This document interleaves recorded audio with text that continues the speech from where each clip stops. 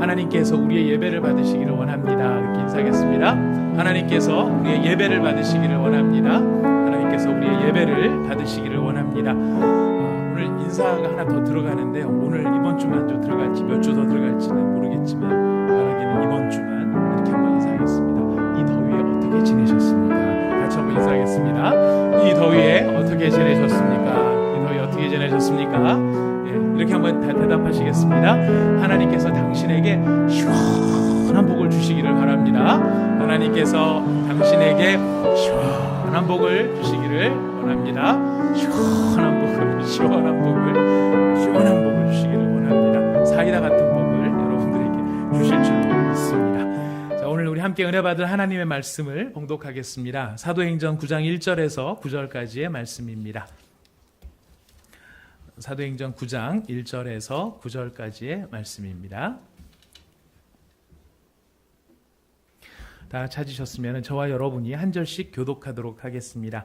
저희가 함께 읽는 이 말씀은 지금도 살아계신 하나님의 말씀입니다. 제가 1절을 먼저 읽겠습니다. 사울이 주의 제자들에 대하여 여전히 위협과 살기가 등등하여 대제사장에게 가서 다메섹 여러 회당에 가져갈 공문을 청하니 이는 만일 그 도를 따르는 사람을 만나면 남녀를 막론하고 결박하여 예루살렘으로 잡아오려 함이라. 사울이 길을 가다가 다메섹에 가까이 이르더니 호련히 하늘로부터 빛이 그를 둘러 비추는지라. 땅에 엎드려져 들음에 소리가 있어 이르시되 사울아 사울아 내가 어찌하여 나를 박해하느냐 하시거늘 대답하되 주여 누구시니이까 이르시되 나는 내가 박해하는 예수라. 너는 일어나 시내로 들어가라. 내가 행할 것을 내게 이를 자가 있느니라 하시니 같이 가던 사람들은 소리만 듣고 아무도 보지 못하여 말을 못하고 서 있더라. 사울이 땅에서 일어나 눈은 떴으나 아무것도 보지 못하고 사람의 손에 끌려 다메섹으로 들어가서 9절을 같이 읽겠습니다. 사흘 동안 보지 못하고 먹지도 못하고 아니하니라. 아멘. 먹지도 마시지도 아니하노라. 아멘. 저희가 지난주에 10절부터 19절까지의 아나니아에 관련된 말씀을 먼저 저희가 나누었습니다. 여기 기억하시는 분들도 많이 계실 텐데요. 우리 아나니아가 가졌던 그 믿음의 굉장히 중요한 특징 한마디로 얘기하자면 무엇이었죠? 평소에 잘하자. 네. 다 기억하셔서 감사합니다. 평소에 잘하자라는 거였습니다. 뭘 평소에 아나니아가 잘했나요? 첫 번째는 그가 하나님과 친밀하게 지내는 일을 평소에 잘했고요. 두 번째는 하나님의 말씀을 존중하고 그 말씀에 순종하는 일을 잘했고요. 세 번째는 아나니아가 하나님의 마음을 나타내는 일을 평소에 잘했습니다. 평소에 잘해야 되는 이유가 중요한 게 뭐냐면 이게 갑자기 하려고 해서 할 수 있는 일이 아니기 때문입니다. 평소에 잘하고 있는 사람이 자연스럽게 잘할 수 있는 바로 그런 모습이었기 때문에 우리가 평소에 잘하자라고 말씀을 나누었습니다. 평소에 잘해서 아나니아가 하나님의 마음을 그렇게 잘 전달할 수 있었던 그 모습이 어떤 모습이었느냐면 바로 사울이 눈이 멀어가지고 이제 이런 9장 1절부터 9절까지의 일을 당하고 난 다음에 눈이 멀어 있는 상태인데 하나님께서 아나니아한테 오셔가지고 사울을 위해서 안수해주고 기도해줘라 이렇게 부탁을 하셨을 때 사실 아나니아 입장에서는 그것이 굉장히 불편한 이야기라고 말씀을 드렸습니다. 왜냐하면 스데반을 죽였죠. 또 초대교회 성도들을 박해했죠. 그러니까 그렇게 굉장히 나한테 원수 같고 적이 되는 사람인데 그 사람한테 안수해주고 기도해주라고 하니까 이 아나니아가 굉장히 마음에 어려운 부탁이었지만 예수님의 말씀에 순종함으로 그가 갔을 때 안수해주고 형제 사울이여 하고 형제라고 불러주고 또 그를 위하여서 기도해주고 또 그를 위해서 세례를 베풀고 또 그를 위해서 먹을 것을 주었죠. 함께 식사를 했습니다. 바로 이런 소소한 듯하지만은 이 모든 행위 가운데 무엇이 담겨 있습니까? 하나님의 마음이 담겨 있더라 하는 것입니다. 이거를 잘할 수 있었던 이유 바로 그가 평소에 잘했기 때문에. 그래서 다메섹에 굉장히 많은 그리스도인들이 있었지만 하나님께서 사울을 회복시키시는 이 중요한 일을 위해서 택하신 사람 한 사람이었어요. 그 사람이 아나니아였어요. 바로 하나님께서 찾으시는 사람 어떤 사람이었다? 평소에 잘하는 사람이었다. 여러분 지난 한 주간 평소에 잘하셨습니까? 아멘. 감사합니다. 존경합니다. 너무너무 잘하셨습니다. 저도 평소에 잘하고 싶어가지고요. 월요일부터 목요일 오전까지는 열심히 해서 좀 잘 된 것 같아요. 좀 잘 된 것 같은데 이상하게 목요일 날 오후부터 시작해서 어제 저녁까지 너무 그 정서적으로 안정이 안 되고 설교 준비도 안 되고 설교 준비가 안 됐다는 걸 이런 식으로 네. 마음이 불편하고 뭔가 마음속에 이렇게 부담이 되고 왜 그랬는지 잘 모르겠는데 그래서 기도를 하고는 있지만 뭔가 좀 이렇게 시원하지 않은 그런 후반부를 보냈던 것 같아요. 자, 그러나 그럼에도 불구하고 평소에 잘하자 이 마음으로 끊이지 않고 할 수 있었던 것, 저 스스로를 칭찬해 주자면은 그런 부분은 칭찬해 주고 싶었지만 평소에 계속 잘한다는 것이 사실 그렇게 쉬운 일은 아니더라 하는 것입니다. 그러나 그럼에도 불구하고 여러분 우리 계속 어떻게 해야 될까요? 평소에 잘해야 돼요. 평소에 잘하셔야 됩니다. 평소에 잘하셔야 됩니다. 이유는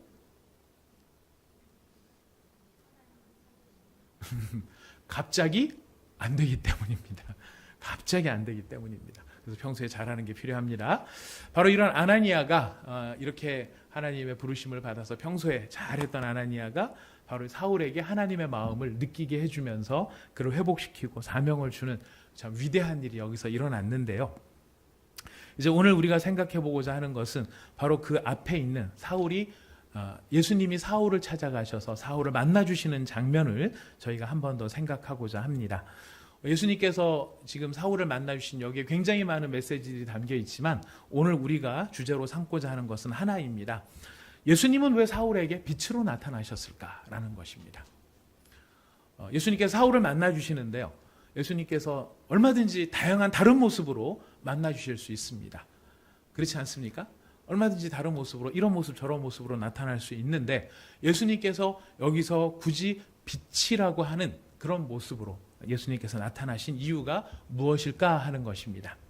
이 성경에 보면 하나님께서 사람들에게 나타나실 때는 그냥 나타나시는 그것이 그냥 나타났다 정도로 끝나는 게 아니고 그 나타남의 과정이나 상황에 있어서 굉장히 많은 메시지를 거기에 담아서 하나님께서 나타나실 때가 있습니다.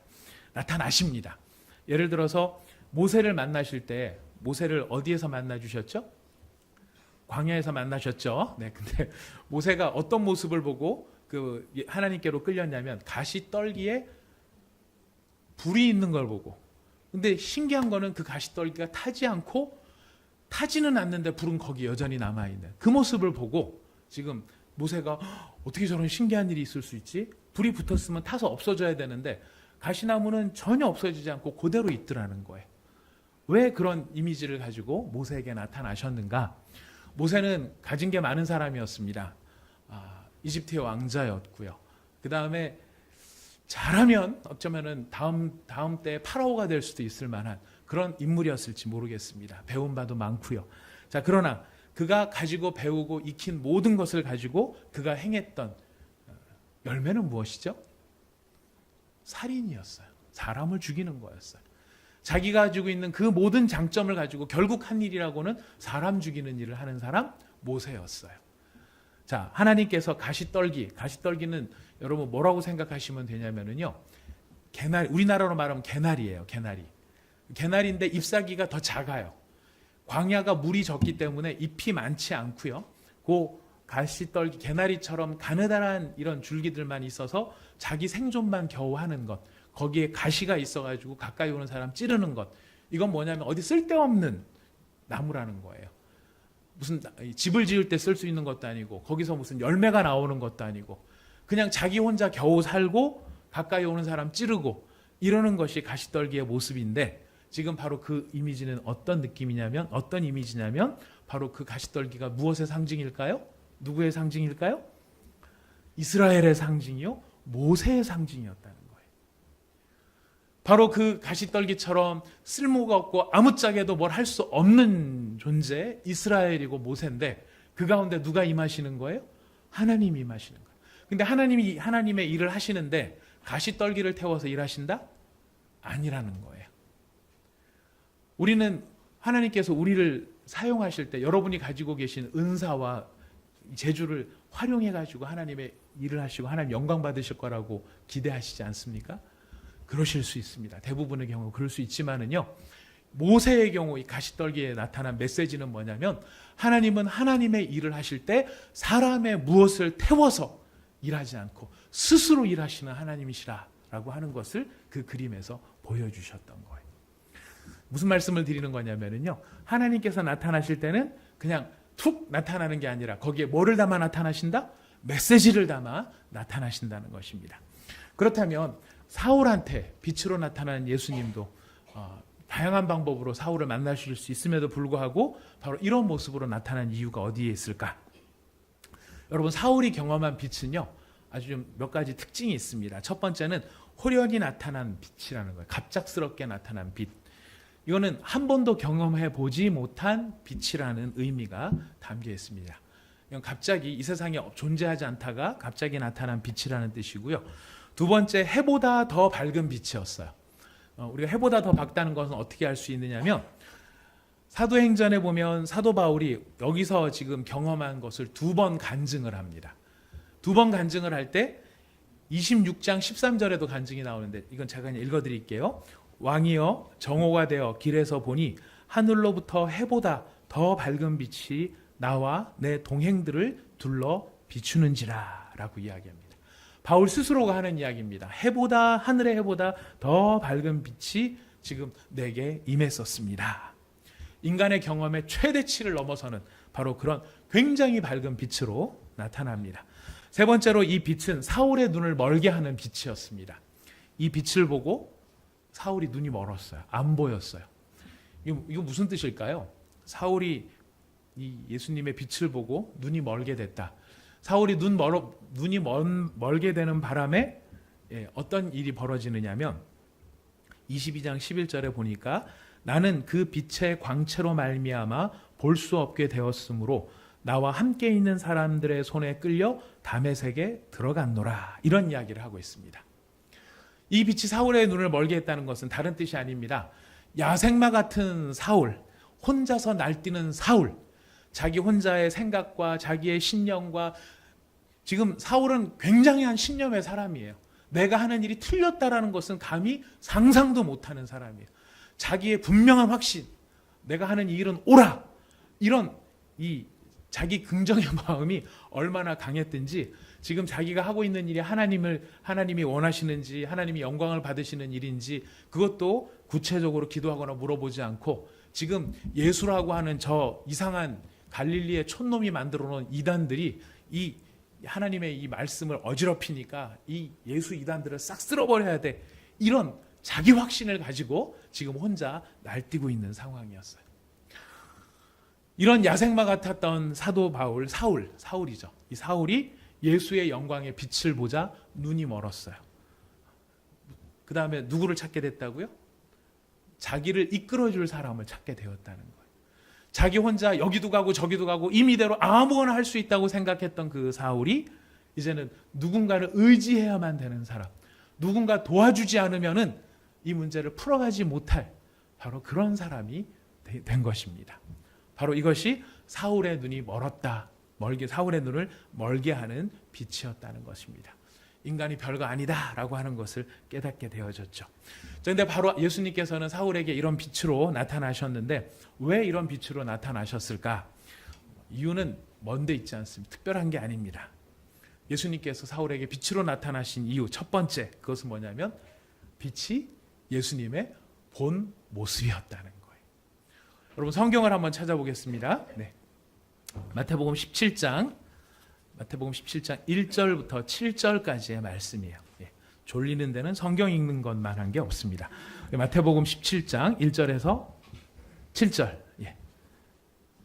마태복음 17장 1절에서 7절 말씀입니다. 같이 읽어보겠습니다. 시작. 엿새 후에 예수께서 베드로와 야고보와 그 형제 요한을 데리시고 따로 높은 산에 올라가셨더니 그들 앞에서 변형되사 그 얼굴이 해같이 빛나며 옷이 빛과 같이 희어졌더라. 그때에 모세와 엘리야가 예수와 더불어 말하는 것이 그들에게 보이거늘 베드로가 예수께 여짜어 이르되 주여 우리가 여기 있는 것이 좋사오니 만일 주께서 원하시면 내가 여기서 초막 셋을 짓되 하나는 주님을 위하여 하나는 모세를 위하여 하나는 엘리야를 위하여 하리이다. 말할 때에 호련히 빛난 구름이 그들을 덮으며 구름 속에서 소리가 나서 이르되 이는 내 사랑하는 아들이요 내 기뻐하는 자니 너희는 그의 말을 들으라 하시는지라. 제자들이 듣고 엎드려 심히 두려워하니 예수께서 나와 그들에게 손을 대시며 이르시되 일어나라 두려워하지 말라 하시니. 아멘. 자, 여기에 보니까 예수님이 갈릴리 촌놈 목수의 아들 이런 시골 이상한 사람 이렇게 생각을 했을지 모르지만 그가 3명의 제자들을 데리고 높은 산에 올라갔을 때 싹 변화가 되십니다. 그래서 본인의 본 모습을 한번 보여주십니다. 그 본 모습을 보여주니까 그 얼굴이 어땠다고요? 해와 같이 빛나는 분이셨다는 거예요. 제자들은 그 예수님을 보았어요. 근데 오늘 지금 사울에게 예수님께서 그 본 모습 그대로 빛이신 모습 그대로 지금 사울에게 나타나셨다는 것입니다. 재밌는 것은 예수님의 본 모습을 경험한 사람은요 같은 반응을 보여요. 제자들도 그렇고 사울도 그렇고 예수님의 진짜 본 모습을 보잖아요. 이 경이로운 예수님의 찬란한 빛을 본 사람들은 어떤 반응을 보였는가? 사울이 엎드립니다. 제자들도 엎드립니다.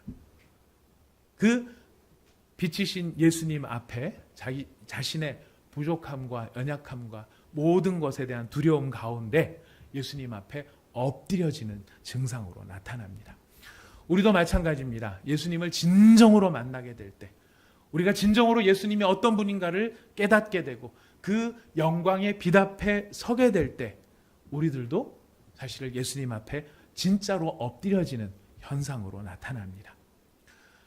저 같은 경우에는 아직 이런 부분들이 하나님 앞에 소원인 부분들이 있어요.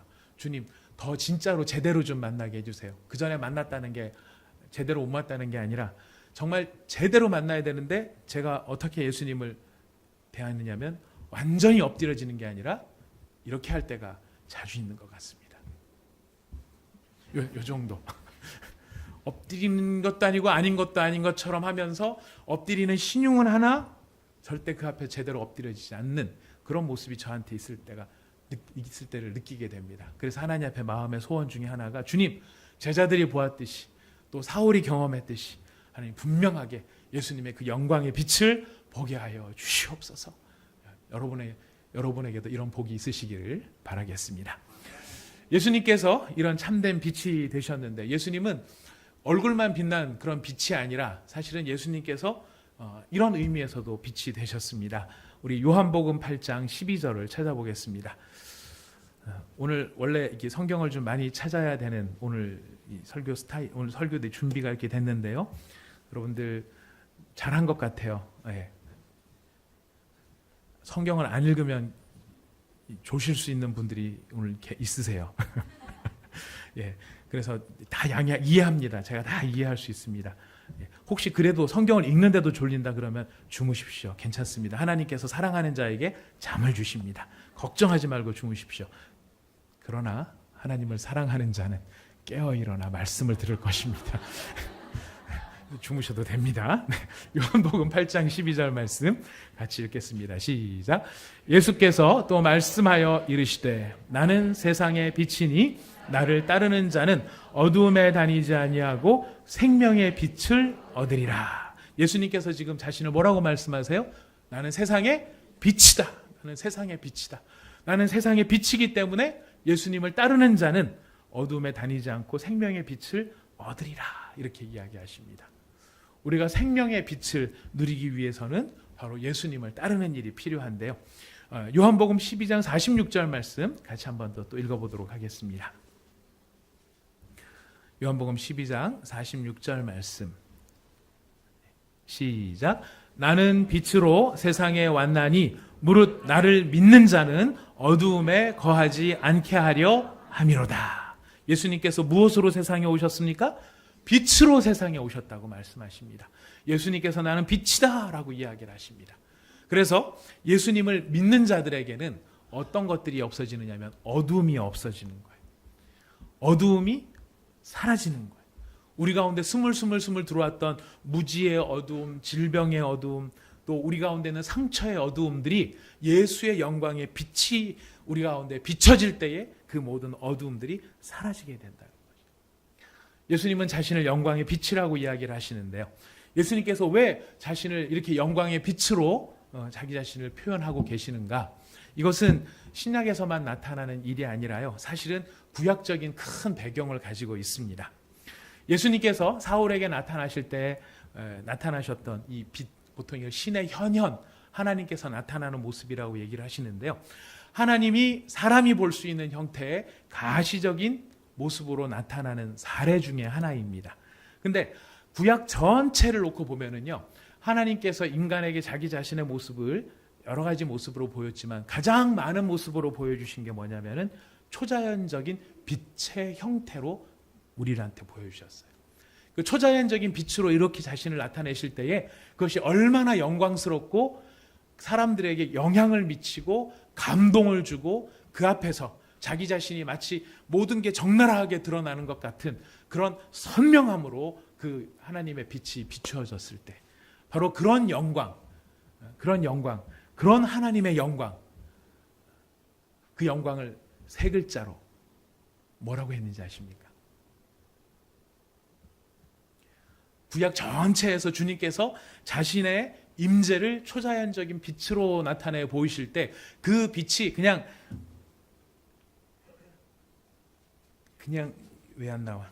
네, 죄송합니다. 네. 엉뚱한 게 나오고 있습니다. 네. 요런 빛이 아니라 이 정도의 빛이 아니라 정오의 빛보다 더 밝은 영광의 빛으로 이렇게 나타나실 때 그 하나님의 영광의 임재를 일컬어 뭐라고 말을 했는지 세 글자입니다.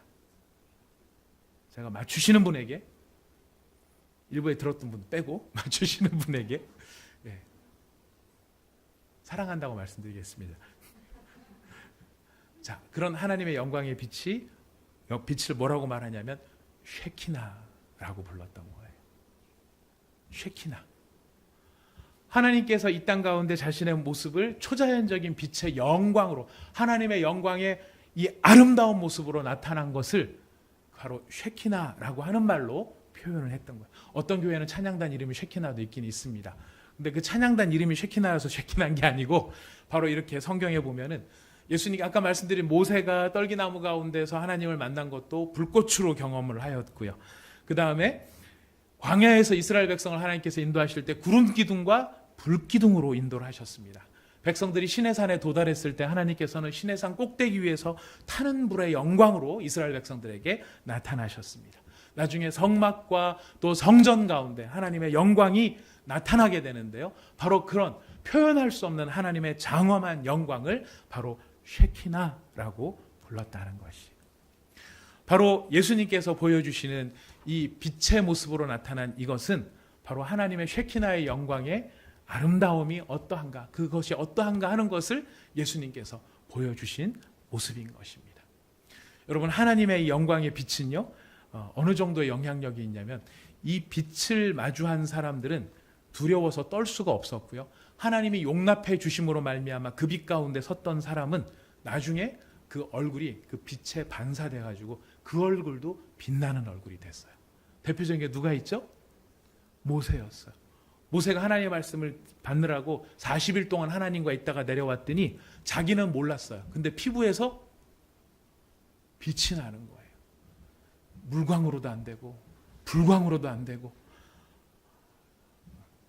여러분, 여기서 우리 한 가지 중요한 사실을 깨달을 수 있습니다. 특히 자매님 여러분, 정말 여러분들께서 여러분의 피부와 여러분의 이 아름다움을 드러내기 위해서는 무엇을 경험을 해야 될까요? 곰팡이 균을 아무리 많이 맞아도 여러분 그것으로 해결되지 않습니다. 보톡스가 곰팡이 균이에요. 저 모르고 맞으신 건가요? 왜 이러죠, 분위기가? 왜 다들 모르는 듯한.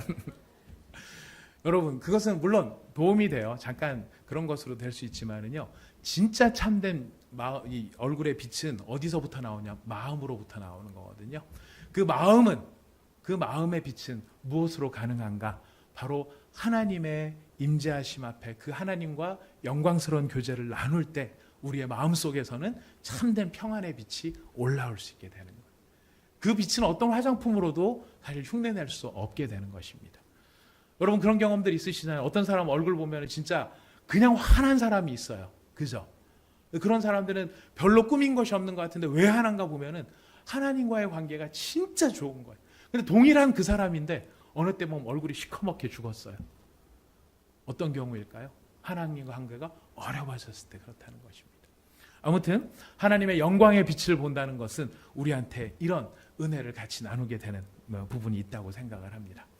아무튼 오늘 우리가 다시 주제로 돌아오면 예수님께서 사울에게 빛으로 자기 자신을 보여주신 것은 예수님의 존재의 본질이 빛이고 그것이 바로 구약시대 때 나타났던 쉐키나의 영광을 가지신 분이 예수님이라는 사실을 알려주는 것이었습니다. 사울은 예수님이 평범한 인간 중에 하나였다고 생각했지만 이 경험을 통해서 사울이 확실히 깨달은 것은 무엇이냐면 바로 예수님은 하나님이시다. 예수님은 참된 하나님이시다. 무엇을 통해서? 그 쉐키나의 영광의 빛을 통해서 알게 되었다는 것이. 사도 바울이 예수님의 영광의 빛을 통해서 그 쉐키나의 영광의 빛을 통해서 예수님이 하나님의 아들 되셨다라는 것을 알았다는 게 왜 우리한테 중요한가? 여러분 진짜 우리한테 중요한 대목입니다. 여기서부터는 다 일어나십시오. 그리고 들으십시오. 여기서 진짜 중요한데요. 예수님께서 빛 대신 예수 그리스도, 예수님이 빛 대신 쉐키나의 영광을 가지신 그분이라는 사실이 우리에게 중요한 것은 우리가 그분의 제자로서 이제부터 우리가 어떤 존재가 되었는가가 여기서 결정이 되기 때문에 그렇습니다. 우리 성경을 한번 찾아보겠습니다. 요한복음 12장 36절 말씀입니다. 요한복음 12장 36절 말씀. 요한복음 12장 36절 말씀입니다.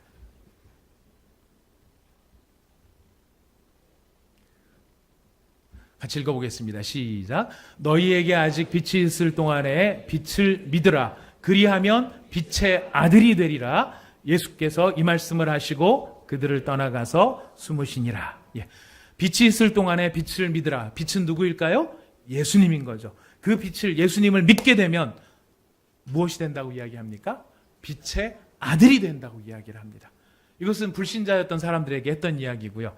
요한의 이야기, 그러나 바울의 이야기를 들어봅니다. 데살로니가전서 5장 5절입니다. 신약성경 데살로니가전서 5장 5절. 여러분이 가진 성경에 살이라고 되어 있습니다. 살전 5장 5절. 데살로니가전서 5장 5절 같이 읽어보겠습니다. 읽겠습니다. 시작. 너희는 다 빛의 아들이요 낮의 아들이라. 우리가 밤이나 어두움에 속하지 아니하나니. 자, 여러분 예수 그리스도를 영접한 자들은 다 무엇의 아들이라고 얘기를 해요? 빛의 아들이요. 또 무엇의 아들이에요? 낮의 아들이에요. 여러분들은 예수님을 믿으시는 분들이시죠? 예수님을 마음속에 영접하신 분들이시죠? 그렇다면 여러분들은 무슨 아들입니까? 누구의 아들입니까? 빛의 아들이고 낮의 아들이라는 거예요. 빛의 아들이고 낮의 아들. 이런 사람들은 어떤 일들이 일어나는가? 제가 이건 그냥 읽어드릴게요. 에베소서 5장 8절 말씀인데요. 너희가 전에는 어두움이더니 이제는 주 안에서 빛이라. 빛의 자녀들처럼 행하라. 빛의 열매는 모든 착함과 의로움과 진실함에 있느니라. 여러분, 너희들은 빛이다. 주 안에서 빛이다. 옛날에는 어둠이었는데 이제는 주 안에서 빛이다 얘기를 했는데 그 다음에 뭐라고 말합니까? 빛의 자녀들처럼 행해라. 좀 이상하지 않습니까? 너희는 주 안에서 빛이다. 전에는 어두움이었는데 이제는 주 안에서 빛이다. 빛의 자녀들처럼 행해라. 이 얘기가 왜 이상하냐면요. 정상적으로 빛의 자녀들처럼 잘 행하고 있으면 이 말을 할 필요가 있어요? 없어요? 없다는 거예요. 지금 빛의 자녀들처럼 행하라라는 말이 굳이 나오는 이유는 뭐냐면은 이 사람들이 빛의 자녀임에도 불구하고 누구처럼 행위를 못하는 거예요? 빛의 자녀들처럼 행동하지 못하더라는 거예요. 이런 점에서 우리한테 도전이 되는 말씀이고 우리를 깨우치는 말씀이라는 거예요. 이게 어느 교회냐면요, 에베소 교회였어요. 에베소 교회 성도들은요, 자신들의 빛의 자녀인데 행동할 때는 빛의 자녀들처럼 못한 것 같아요. 근데 이게 에베소 교회만의 이야기가 아니라 다른 교회도 그래요. 로마서, 우리 이제 두 군데만 더 찾으면 되는데요. 로마서 13장 11절부터 14절 말씀 찾아보도록 하겠습니다. 로마서 13장 11절부터 14절 말씀입니다.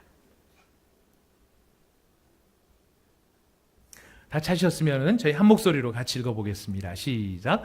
또한 너희가 이 시기를 알거니와 자다가 깰 때가 벌써 되었으니 이는 이제 우리의 구원이 처음 믿을 때보다 가까웠습니다. 밤이 깊고 낮이 가까웠으니 그러므로 우리가 어두움의 일을 벗고 빛의 갑옷을 입자. 낮에와 같이 단정히 행하고 방탕하거나 술 취하지 말며 음란하거나 호색하지 말며 다투거나 시기하지 말고 오직 주 예수 그리스도로 옷 입고 정욕을 위하여 육신의 일을 도모하지 말라. 로마 교회 성도들한테도 이런 얘기를 하고 계세요. 이제 어둠의 일을 내려놔라. 어둠의 일이 뭐였어요? 방탕, 술 취함, 음란함, 호색함, 다투고 시기하는 것들. 이런 건 다 어둠에 속한 일들인데 이것을 다 벗어버리고 무슨 갑옷을 입으라고요? 빛의 갑옷을 입고 빛의 갑옷을 입고 빛의 아들들답게 일어나라. 이런 이야기를 하고 있어요. 로마 교회도 잘 못했던 것 같아요. 하지만 그렇게 하라고 부르고 있어요. 우리 요한일서 2장 7절부터 11절까지 마지막으로 한번 읽어봅니다. 요한계시록 앞에 있는 책입니다. 요한일서 2장 7절부터 11절까지입니다.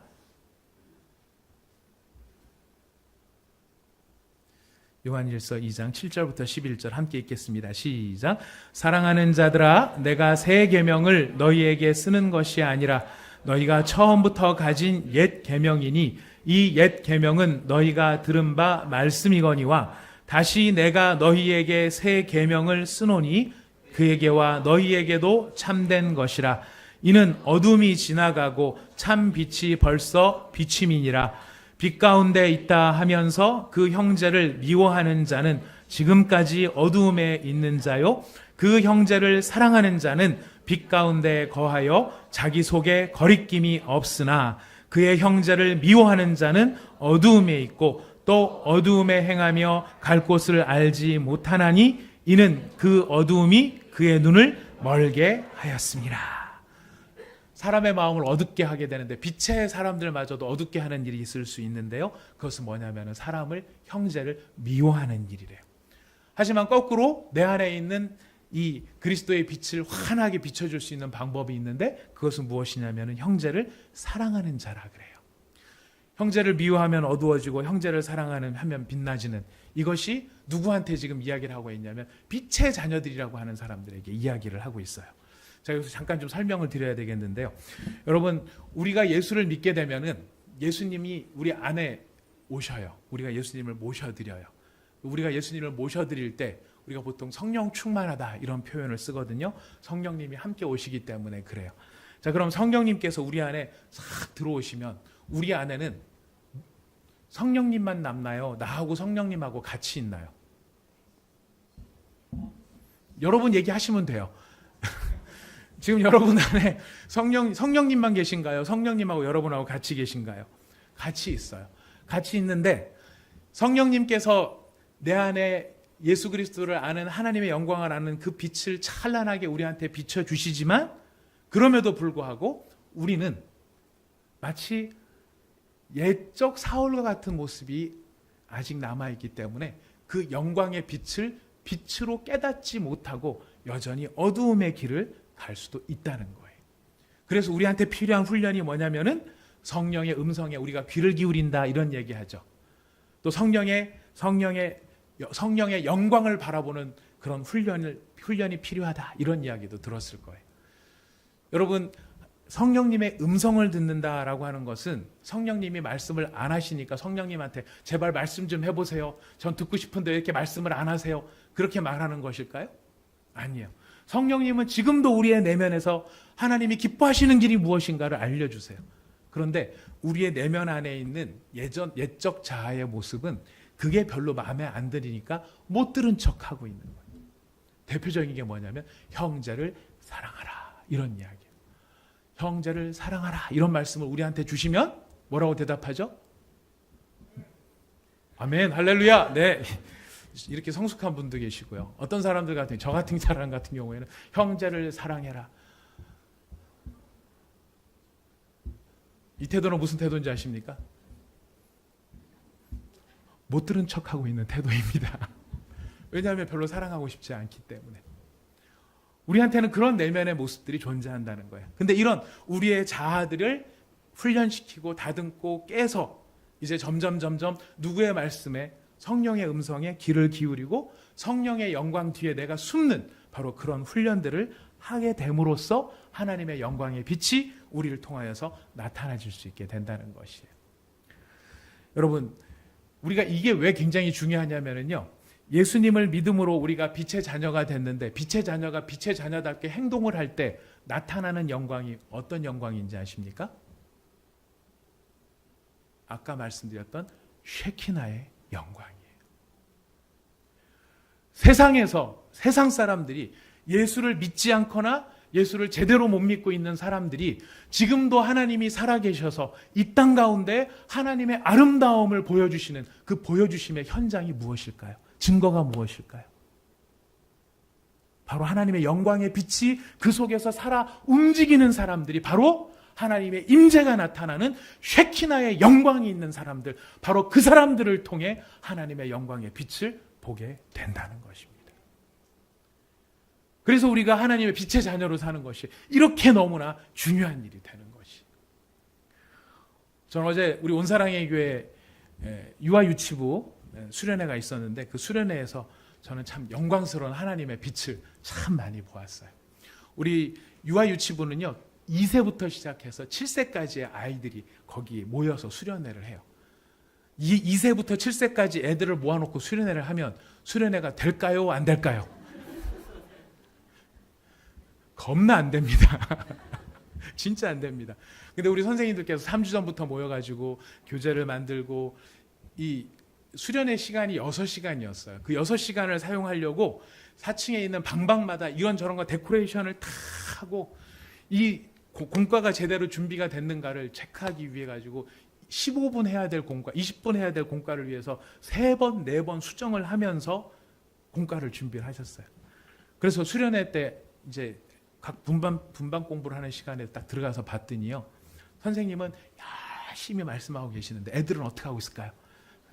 열심히 저기 가서 벽 치고 있고 저기 가서 누구 때리고 있고 엄마 찾으면서 울고 있고 막 그런 모습을 보니까 여러분 애들이 야 이래서 되겠나 이 생각이 들었을까요? 안 들었을까요? 솔직히 들었어요.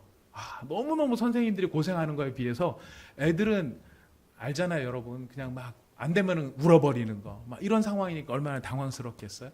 근데 제가 놀란 건 뭐냐면 그 상황 속에서 선생님들이 꿋꿋하게 말씀을 전하시는 거였어요. 니들은 떠들어라 나도 떠든다 막 이러면서 열심히 하나님의 말씀을 전하셨어요. 근데요 정말 놀라운 일이 일어난 거 아세요? 그렇게 애들이 하나도 안 듣고 2살짜리 3살짜리가 뭘 알아듣겠나 싶었는데요.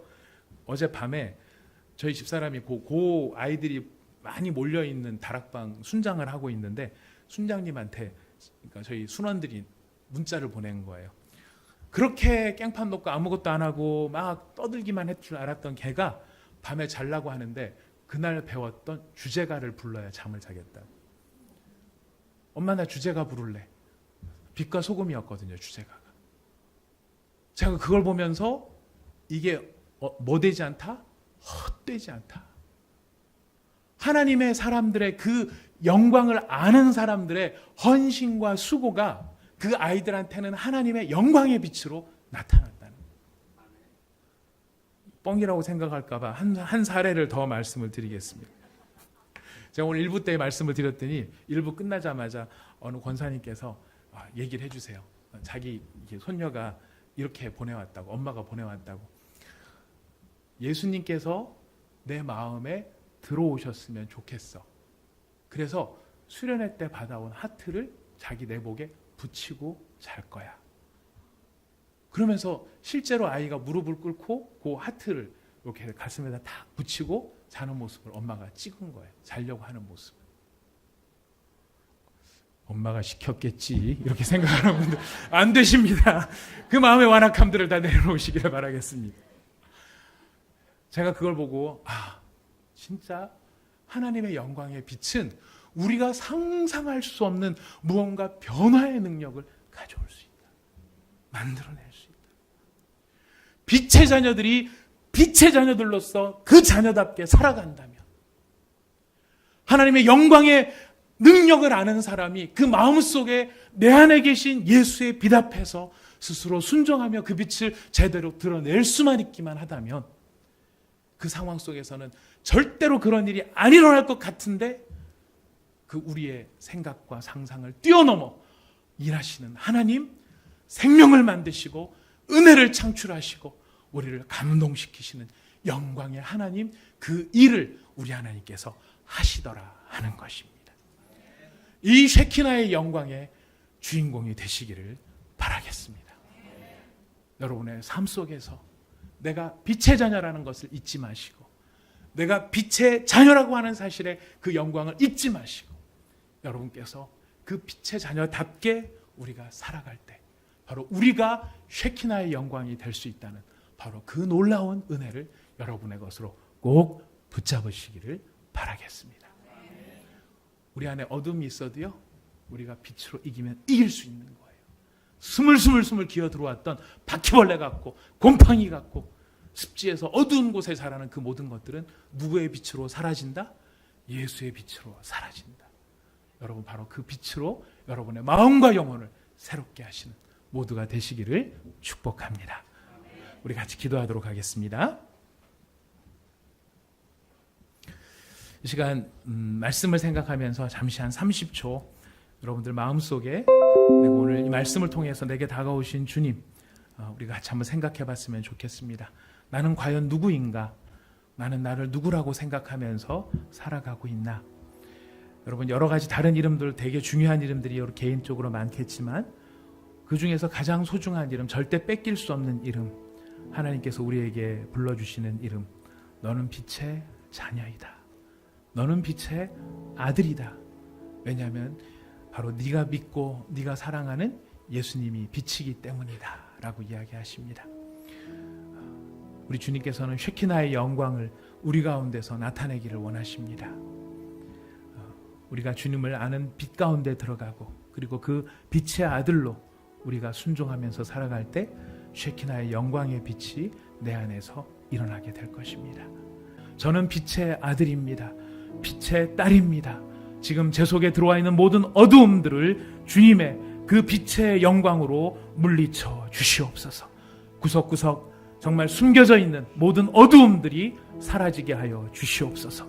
그리고 그 빛이 내가 순종함으로 말미암아, 그 빛의 자녀로서 온전히 순종함으로 말미암아 나의 모든 삶을 통하여서 쉐키나의 영광이, 하나님의 임재의 영광이, 하나님의 현현의 영광이 바로 나의 모든 삶을 통하여 증거될 수 있도록 주님 제 안에서 충만하게 임재하여 주옵소서. 우리 같이 간절한 마음의 소망을 담아 기도하도록 하겠습니다.